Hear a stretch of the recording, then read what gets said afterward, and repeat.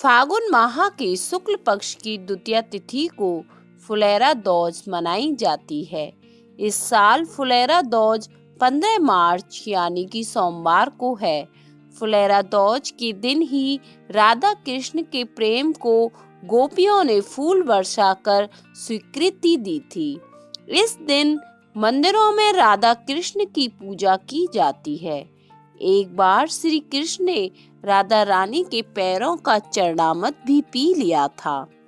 तो आइए जानते हैं ऐसा क्यों किया।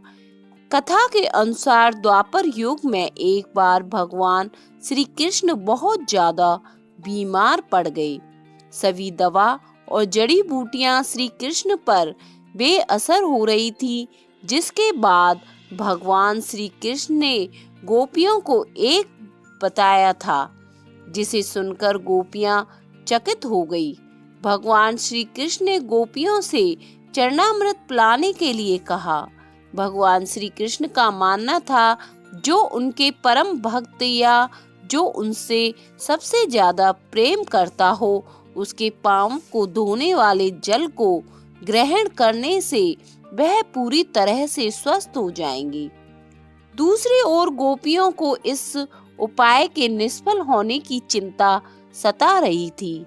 गोपियों के मन में बार बार आ रहा था कि अगर उन्होंने अपने पांव का चरणामृत श्री कृष्ण को पीने के लिए दिया तो वह परम भक्त का कार्य कर देंगी, लेकिन अगर काना ठीक नहीं हुए तो उन्हें नर्क भोगना पड़ेगा।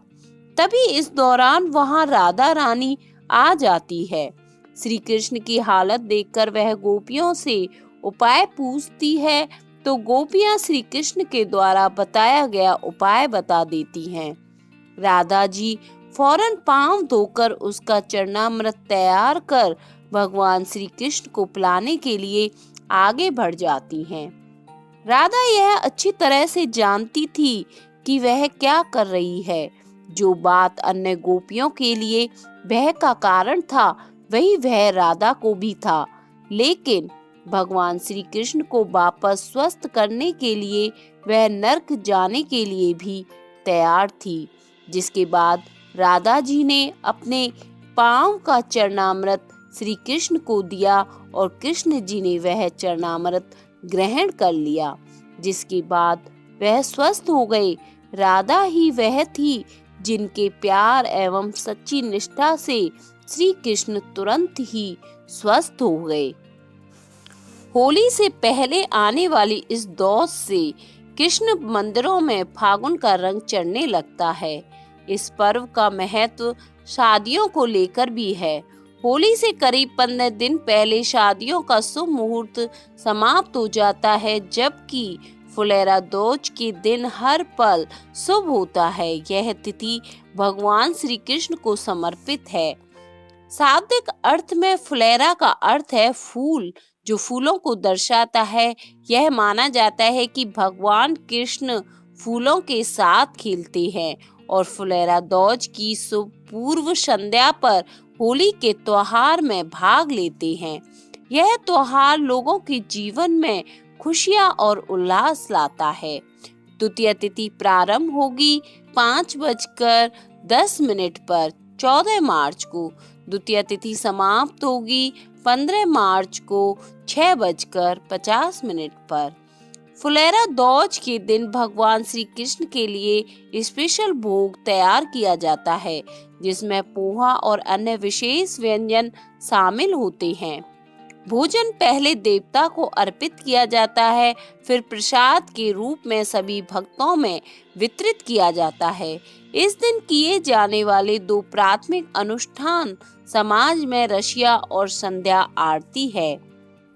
इस त्योहार को सबसे महत्वपूर्ण और शुभ दिनों में से एक माना जाता है। इस दिन किसी भी तरह के हानिकारक प्रभावों और दोषों से प्रभावित नहीं होता है।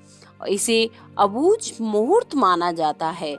सर्दी के मौसम के बाद इसे शादियों के सीजन का अंतिम दिन माना जाता है, इसलिए इस दिन रिकॉर्ड तोड़ शादियां होती हैं। इसका अर्थ है कि विवाह, संपत्ति की खरीद इत्यादि सभी प्रकार के शुभ कार्यों को करने के लिए यह दिन अत्यधिक पवित्र है। शुभ मुहूर्त पर विचार करने या किसी विशेष मुहूर्त को जानने के लिए पंडित से परामर्श करने की आवश्यकता भी नहीं है। मथुरा और वृंदावन के कुछ मंदिरों में भक्तों को भगवान कृष्ण के विशेष दर्शन का भी मौका मिल सकता है, जहां वे हर साल फुलेरा दोज के उचित समय पर होली उत्सव में भाग लेने वाले होते हैं। इस दिन विभिन्न अनुष्ठान और समारोहों का आयोजन किया जाता है। इस दिन घर में भगवान श्री कृष्ण की पूजा की जाती है और अपने इष्ट देव को गुलाल चढ़ाया जाता है। इस दिन मिष्ठान बनाया जाता है और उन्हें भगवान को भोग लगाया जाता है। यह दिन नए काम की शुरुआत के लिए बहुत शुभ होता है। इस दिन राधा कृष्ण को अबीर गुलाल अर्पित किया जाता है। इस दिन से लोग होली के रंगों की शुरुआत भी करते हैं। यह दिन सभी दोषों से मुक्त माना जाता है। भक्त घरों और मंदिरों दोनों जगहों में देवता की मूर्ति या प्रतिमा को सुशोभित करते हैं और सजाते हैं। सबसे महत्वपूर्ण अनुष्ठान जो किया जाता है वह भगवान कृष्ण के साथ रंग बिरंगे फूलों से होली खेलने का होता है। ब्रज क्षेत्र में इस विशेष दिन पर देवता के सम्मान में भव्य उत्सव होते हैं। मंदिरों को फूलों और रोशनी से सजाया जाता है और भगवान कृष्ण की मूर्ति को एक सजाए गए और रंगीन मंडप में रखा जाता है।